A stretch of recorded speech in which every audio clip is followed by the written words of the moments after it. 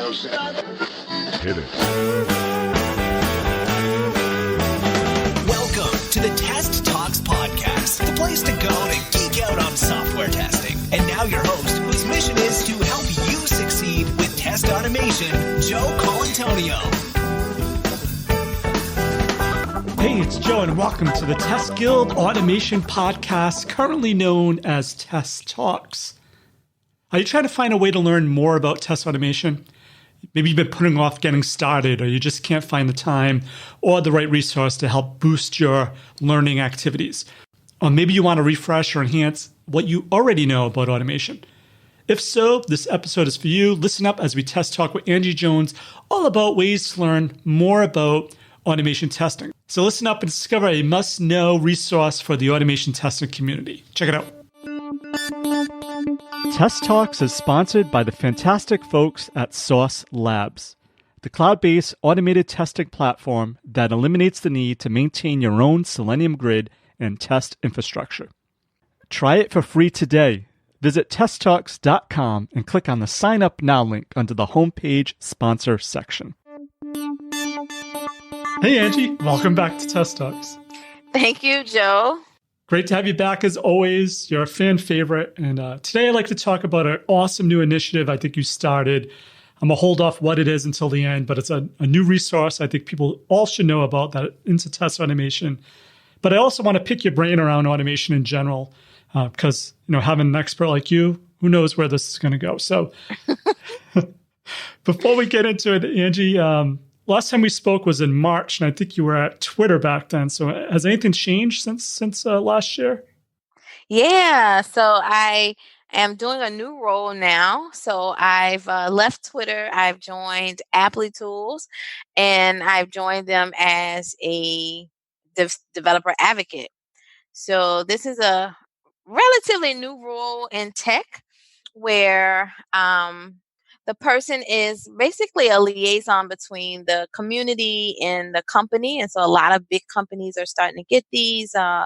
Google has hundreds of them. Microsoft has quite an army of them. And it's really great because it allows for the person to, they're a representative of their community. So in my case, I'm an automation engineer, right? I've been doing this forever. And so I have a really good sense of what we need as automation engineers. And so that's very helpful to my company to be like kind of the in-house resident expert about automation, but also to help educate the community on all things automation, not just Applitools and specifically, but all things test automation in general. So, I was doing a lot of conference speaking and workshops and things like this while I was working at Twitter, and it became quite difficult for me to balance it all, to do my community advocacy work, and then also to, be in some foreign country working through the night doing, my 8 hours of automation engineering for Twitter, right? So I sought out an opportunity to basically give back to the community full time. So that's what I'm doing now. Awesome. And Angie, I just want to highlight what you mentioned there. Even though you work for a company, I've been to 2 or 3 year sessions that you've done at conferences, and you hardly mention the company you work for. So you're not like a salesperson. I just want people to know that. It's almost like you're an advocate of best practices for automation. And by doing that, your company benefits from that off your education efforts, I guess. Exactly. So I'm not a salesperson at all. I refuse to, be like one company's cheerleader. I'm just all about doing what's best in test automation and helping people. And so that's beneficial, of course, to the community, but also beneficial to my company because, of course, it's in their best interest that everyone does test automation right? And so it's a win-win for everyone. So it's also cool about being a developer advocate is you're able to go to different countries and learn, I guess, what people are struggling with. You're probably always interacting with a bunch of different people in a bunch of different situations. Because I'm a shut-in, basically, I'm just curious to know, maybe a dumb question. all the different countries you've been in, do all testers face the same issues? Does that make any sense? It's like, Yeah, yeah. You'd think that things would be different, like maybe there's some cultural variances and things like that. For the most part, the issues are the same. Like in some countries, you may see where maybe a certain language is more popular than other countries, or a certain testing tool or technique is more popular. For example, when I go to the UK, very heavy with BDD and automation tools that support that, like Cucumber and such, right? That's not as heavy in the US. But at the end of the day, all of the struggles are genuinely the same, generally. Yeah. how do you stay current in your role? Do you still get hands-on in a project? That's a great question because a lot of people were actually concerned about me, which I love. When I was making this transition, it was like, oh my God, you're so technical. You can't lose that. Like, how are you going to, still get to code and do things like that? And that's very important to me as well. Sometimes we see where people have been removed from teams for years and years, and yet they're talking to us about techniques that are really no longer relevant, or they won't work in today's climate, right? So it's really important to me that I stay current and up to date on my skills. What's so great about this role is that I get to code like whatever I want and whenever I want. So I'm not boxed to whatever stack my team is using. Whereas, when I was working for companies, whatever tool stack we said we were using Java, and we were using Selenium, and we were using JUnit, and that's it. That's basically all the skills that I had. Whereas in this role, if I see something neat or cool, I can just do it. Like during my 9 to 5 and try it out, because it's my job now to stay up to date on what's going on and what tools are available, and, blog about them or write about them or speak about them. Like, for example, last week I played with this really cool tool approval test for API testing. And so I just did that. Like, and I can do that at work, and write up about it and help educate people on how to do that. So I'm doing a lot of coding in this role, but more importantly, I'm doing it on a lot of different tools and techniques and on the things that I'm interested in. So it's really, really fun for me. Awesome. I think I even saw a video you were coding live in India, and people were like, what? So Yeah, I've started doing live demos. I'm glad you brought that up. I started doing live demos. So I guess before this year, most of my talks, I was just speaking.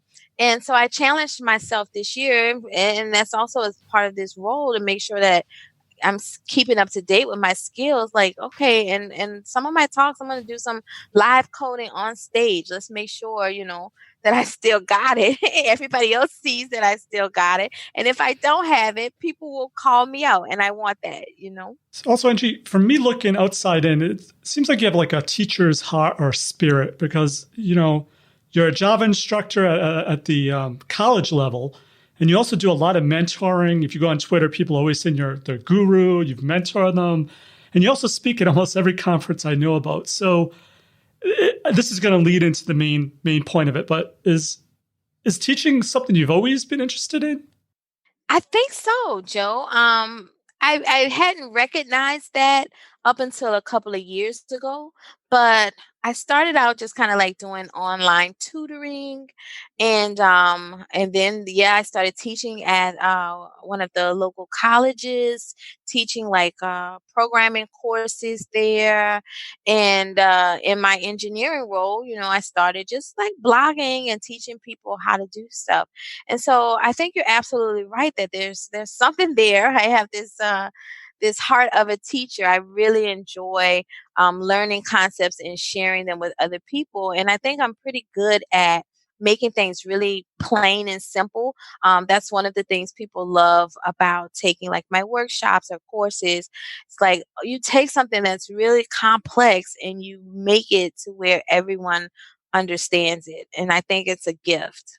So here's my segue. So I definitely agree with you. And I think that's why I thought it was really cool how, maybe I'm right, I think you were the brainchild behind the new test automation university going on at Apply Tools? So here's how Test Automation University started. So, I do workshops at conferences pretty regularly. And, I might be doing a workshop somewhere off in Tokyo or whatever. Well, if you live in the US, Joe, you can't go to my Tokyo workshop, unless you have a really nice employer who's going to send you. And so I would get comments from people over the years asking, am I going to put my workshops online and make them accessible for people who can't go to the conferences? And so I said, that's interesting. It's something, a goal of mine. But at the time when I was working, at Twitter and stuff, I really didn't have the time to do something like that. So once I got to Apple Tools and this became a part of my role, this aligned very nicely. So doing courses would be something that's great to do.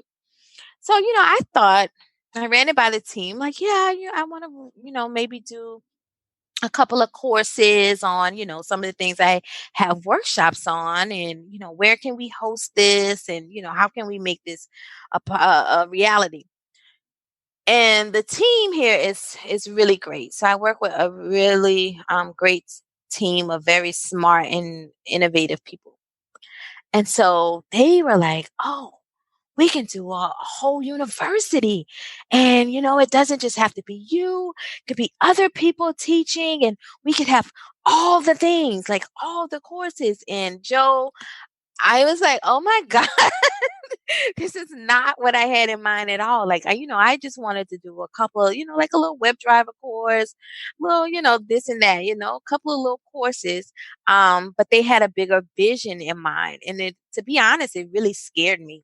It scared me. I didn't agree to it right away. I had to sit on it for like a week or two and digest that.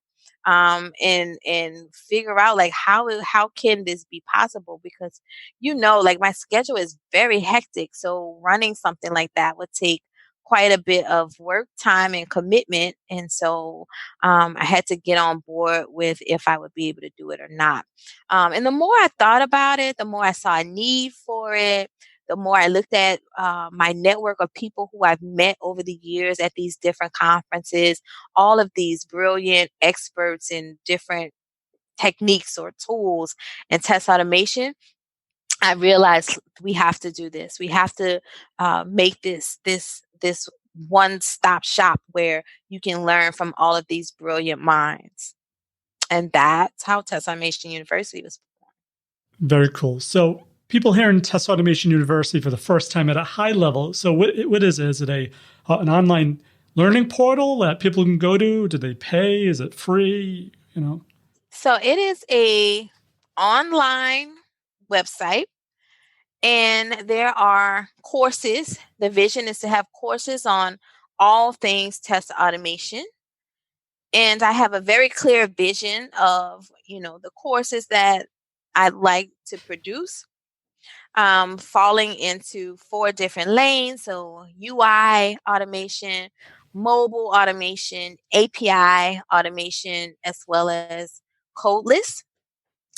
And all of the courses are absolutely free. So that was very important to me, as someone who cares about the community and wanting to put these courses out. I want people to have this because there are so many people who are either looking to get into test automation. Some of them don't have the support of their current employer. So these are things that they have to take on their own in their spare time to try to get their skills up.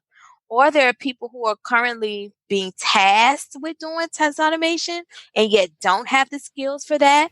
And so, trying to like find the courses can be very overwhelming.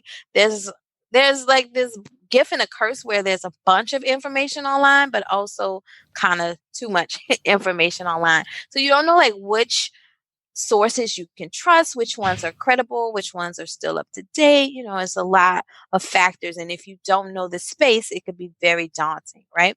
So that's why we have Test Automation U as this kind of one-stop shop where everyone here I have personally vetted, right? So I seek out the instructors myself. And if someone expresses interest to me, then, I'm kind of vetting them out. It's like an interview process and making sure that they actually know what it is that they're talking about. And so the instructors are top notch people in the industry.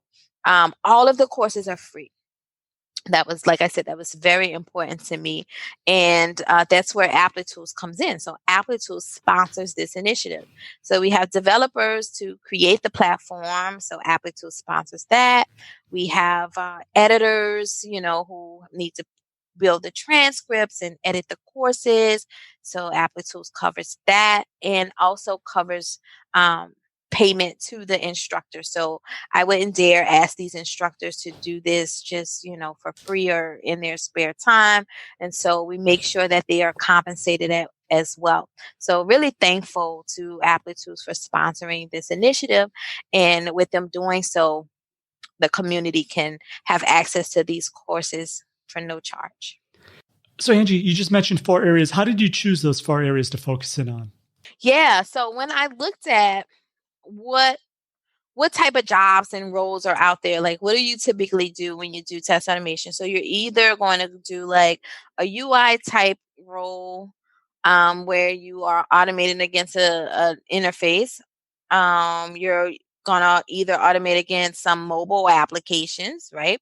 Or maybe you're automating against API, so some API testing. Sometimes you're doing a mix of both with UI and API or mobile and API. And those were the 3 I initially was going with, but then I started seeing an interest in codeless solutions. So more and more people started asking me about like Selenium IDE and test them. And so I realized like, okay, that's still a need in the community. So we added that lane as well. So those are the 4 lanes. There's also like programming courses like core. So I've released a core Java programming course that is not focused on test automation at all, really. There's one chapter in there at the end that just kind of shows you how everything we've learned thus far applies to test automation, but it was really important to me to make sure that people have fundamental skills in programming, because I see that's where a lot of people fail when trying to do test automation. Like they learn some tool and just enough programming to use that tool, but are lacking that foundation. So offering in classes like that as well will open it up to anything that's not in these 4 lanes. Like it'll help you with either any of these lanes, but also if you're doing something like before, I've done component level testing, right? Where it's not considered like UI or mobile, not really even API, but functionally, I still needed to test this via automation. So having those skills as well. So I really sat down and thought about this. I gave it a lot of time and thought about like all of the different areas people would need, and came up with these 4 umbrella categories. Awesome. And as you mentioned, that was my next question about the Java. The Java question came out. There's a lot of buzz around it, and as you mentioned, it's not just for testing; it's for anyone that wants to learn programming. Is what it sounds like. Yeah, so this Java course, while it's on Test Automation University, so I was like, okay, I know I needed to do a Java course, right? Am I going to do this like Java for test automation, or do I just do Java? And I contemplated this for a while, and I decided to just do core Java. Like forget about automation for a minute. If you take this Java course, you're prepared. You can go learn your next tool. So if you need to learn Selenium, that's fine. And it'll come a whole lot easier because now you know how to code.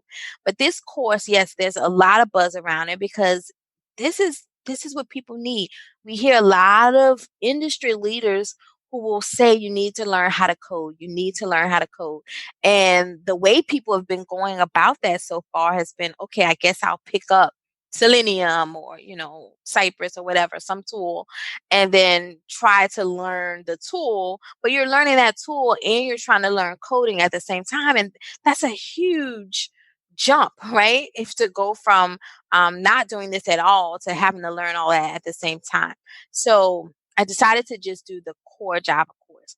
And that's opened this up to anyone. Like, you can take this course and then go on and do development really if you wanted to, right? So I have a lot of developers who are very excited about this as well. Maybe they come from another language, or they're somebody who wants to get into tech. And so they're like, oh, this is beautiful, this free Java course. And so they're taking it to learn how to do like Android development and stuff like this. So it's really good course for everyone wanting to learn how to code, and it's very entry level. I tell people, like, anyone can take this. You can be like someone off the street with no experience in tech, and you can take this course and learn how to code. That's a good point. I must sound like a stalker, but someone else, I think, on Twitter mentioned that they were going to take the course with their daughter. So it's very, since like you mentioned, it's for anyone to learn programming. Right. And I've it's equivalent to a full semester of Java at a university. So, like I said, I used to teach at the college, and this was one of the courses I taught, Java programming. And so I made sure to cover like all of the topics that I would cover in a semester.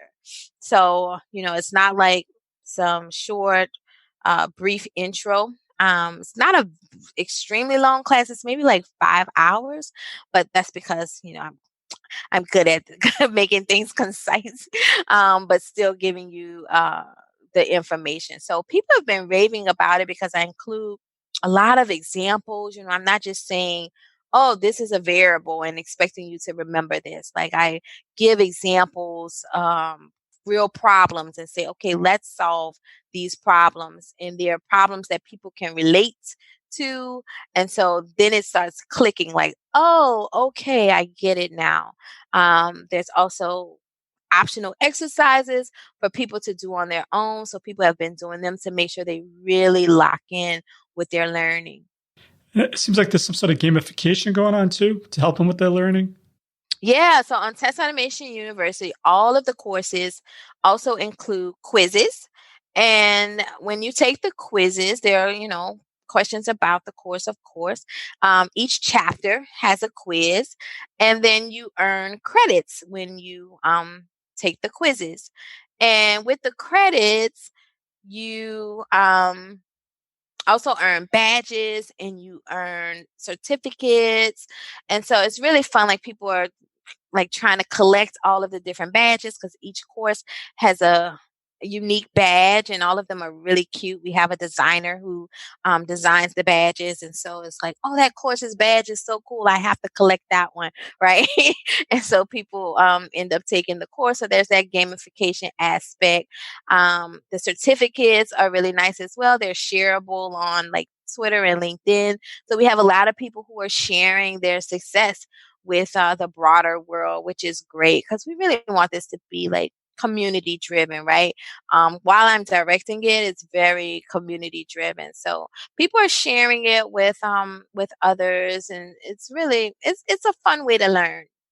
So Angie, also, I believe that not only when people teach, they're teaching, but they're also learning. And this is something I like to ask people that create courses or they're getting feedback from a course. Is there anything you learned from doing this course that as you were writing it or videoing it? Yeah. So I actually have 3 courses I've done so far. And we've launched Test Automation University in January. And there's about 20 courses out now. So we're really cranking them out. And I've done 3 of them. So I've done a setting a foundation for successful test automation. This one, people were raving about this one because this one is great for everybody. There's no code in this one at all. I wanted to take a step back and say, listen, before we touch a tool, let's think about the mindset needed for test automation. Let's think about the culture that's needed in your company. How do you set yourself up for success? What are the strategies involved, right? And so I have a course just on that. And this forced me to really sit down and think about all that goes into coming up with a test automation strategy. So this one is really great. People who've been doing test automation forever, they've taken and they were like, wow, I learned something new. People who have not started test automation, of course, they've loved it. Managers, It's a great course for them to figure out, like, okay, how do I set my team up for success? The other course I did was a visual testing course. And so I knew visual testing, I knew how to use it just like the basic way, right? So this one I learned a whole bunch about all of the different techniques, and it forced me to think about how to use it strategically, like what cases would certain approaches make sense and when does it not make sense. And so I learned a ton with that course. And then the Java course, I'm certified. I'm a certified Java programmer. I've taught at the college level. This is the language I've been using my whole career. And I still learn some new things as I, needed to explain them, right? And so explaining like the different rules of certain things, like, okay, this is how you do this, but here are some gotchas. I had to really explore that, like, what are the gotchas? And then I wanted to make sure that it wasn't just limited to Java 8, which is what everybody is on. We're up to Java 12 now. And so I wanted to include some of the newer features that I haven't gotten to play with because, when you work somewhere, you use whatever version that the dev team is using. And so most people are on 8. So this gave me the opportunity to really play with like 9 and 10 and, 11. And so I included some of the newer features from Java in there. So Angie, you mentioned there were a few gotchas. Is there any like one gotcha you could share with the folks that you think people trip up on with Java and automation or Java in general? Um, s- So a lot of it was around like maybe like inheritance or like using abstract classes and overloading and overriding methods. All of that stuff has rules to it. Like some of the things you would expect to work a certain way, but because it inherited from another class, it may work a little bit differently. So those were some of the things that I covered. And like I said, it's full of examples. So I would cover them using like real examples so that it really made sense to people. So Angie, are there any other courses or any other instructors that people can expect when they go to Test Automation University? We talked a lot about me and we talked about like the courses that I've put out, but we have some really fantastic people who are teaching the courses, such as Alan Richardson. He is somebody who is very well respected in the test automation community. He's the author of like 3 or 4 different testing books. He is constantly like on a daily basis putting out content and teaching us how to do things. So he has a JavaScript course, and JavaScript is becoming very popular in the testing community. This is a leading programming language for front end developers. And so a lot of testers are starting to look at this for their skill set. So he's actually teaching a JavaScript course, which is really cool because he's doing it within Chrome DevTools. So you kind of get a 2-for-1 with that one. You learn some JavaScript and you learn all of these cool things that you never knew that you could do in the DevTools. And so I'm enjoying taking that course. We have Dave Hefner. Dave Hefner is somebody like before I ever started speaking or anything like that, he was somebody who I was following and I subscribed to his newsletter to learn how to use Selenium better, right? And now we have the Dave Hefner, who has produced a course on Selenium IDE and talking about, I know that Joe, you've done some webinars and some blog posts around all of the cool new features in Selenium IDE, and Dave has a full course on that as well. We have Amber Race, who is a whiz at API testing and performance testing. She's actually done 2 courses there. We have Boz Dykstra, who is also a whiz at API testing. He has a course.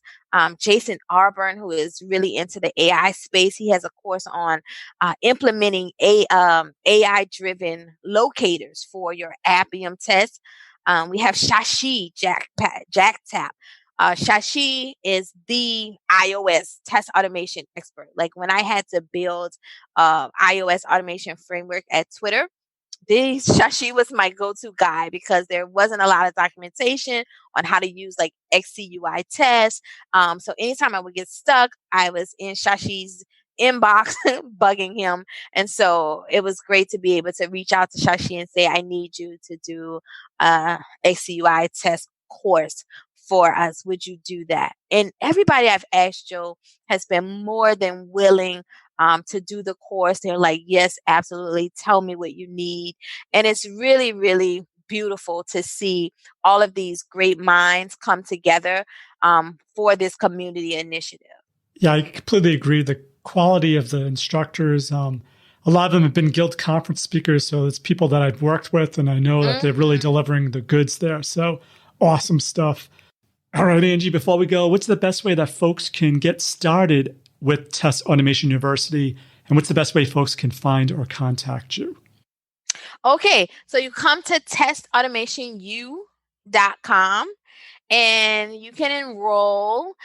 And when you enroll, you have access to all the courses, even if you don't enroll. But the gamification aspect, like taking the quizzes and earning the credits and the badges, that's assigned to an account. So you would enroll if you want to do that. All of the courses are video courses, and there's also transcripts available. So some people learn better from video and watching. Some people learn better from reading. So you have both options available to you. So yeah, you just come to testautomationu.com, enroll, and you'll see all of the courses there. Now, like I said, we just got started in January. So my focus so far has been on just getting these courses out here for you. So there's quite a few. And if you're new, it might be like, okay, which one of these am I supposed to be taking? What we're working on are pathways as well. So there would be guided pathways. Like I said, we have the UI, the mobile, the API, the codeless. We want to support a lot of different languages. So Java, JavaScript, Ruby, Python, right? And so we're going to have these pathways where you can say something like, hey, I want to learn about mobile automation and I want to use JavaScript, and we'll show you like a guided pathway. Okay, here's what you should take first, followed by this, and have it all listed out.